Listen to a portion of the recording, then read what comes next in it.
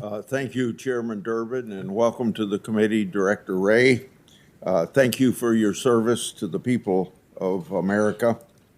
This committee has a constitutional obligation to ensure that the FBI complies with the laws that we write and execute those laws according to our intent. In performance of our constitutional duties, we often seek answers and records from the FBI. And if Congress finds potential wrongdoing, we have an obligation to the American people to make that public. The public's business ought to be public. Transparency brings accountability. Just last week, the Justice Department failed yet again to be transparent. The department failed to provide underlying information to support their assumptions that a jury would not convict FBI agents for botching the Nasser investigation. This is beyond unacceptable.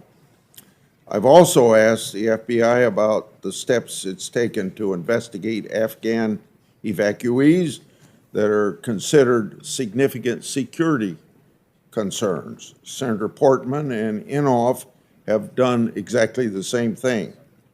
The FBI won't even tell Congress which field offices are responsible for these security matters. How does that make our communities any safer? Furthermore, based on the killing of al-Qaeda's leader this week, it appears that terrorist groups are still using Afghanistan, as many of us, including you, Director Wray, have feared. The FBI must provide Congress concrete information about the national security and criminal risk of our communities, what they may face with respect to evacuees that weren't vetted properly. As we all see, violence is a very major problem in America today, with rates of violent crime skyrocketing across the country. The start of this violent crime wave began in 2020, as police nationwide were pulled off the streets. Some of the main causes of this rise in violent crime are anti-police rhetoric, depolicing efforts, progressive prosecution, and bail reform. This crisis in policing is happening at the same time the progressive prosecutors refuse to hold violent criminals accountable for their crimes. Witness after witness in this committee has told us that bail reform movement helps to release violent criminals who are arrested so that they can go commit more crimes. Congress must treat violent crime as a top priority.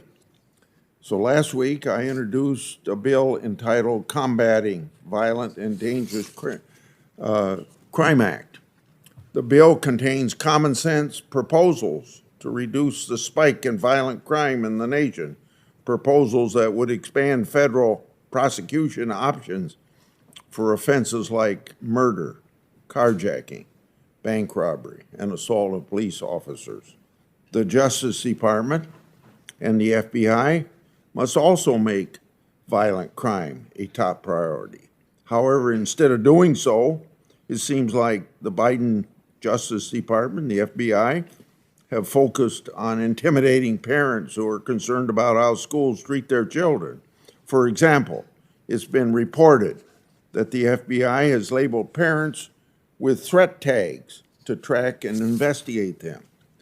Contributing to the crime wave, this administration's failure to manage the border has been a drug trafficker's dream. What is the result? Well, in 2021, we had over 100,000 drug overdoses. Fentanyl crossing that border is about 70% of that 100,000.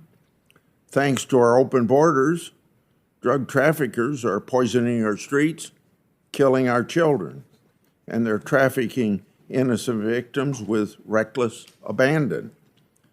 This administration is failing the people by not securing the southern border. More recently, my colleagues have heard me on the issue of political bias infecting the FBI decision-making process. As Director Wray is aware, multiple Justice Department whistleblowers have approached my office about that political bias. Whistleblowers are patriots, and they also have to have lots of guts, and most of them do. According to whistleblowers, the FBI opened an investigation on the Trump campaign and its advisors. The opening memo for this Trump investigation is based in a substantial part on liberal news reporting. It's also based on information derived from left-wing nonprofit. Based on allegations, Director Wray and Attorney General Garland reviewed the memo and approved a full investigation. Now, as I've said in my letter, if the FBI is going to open an investigation, you have to do it the right way. It appears that the right way was not done.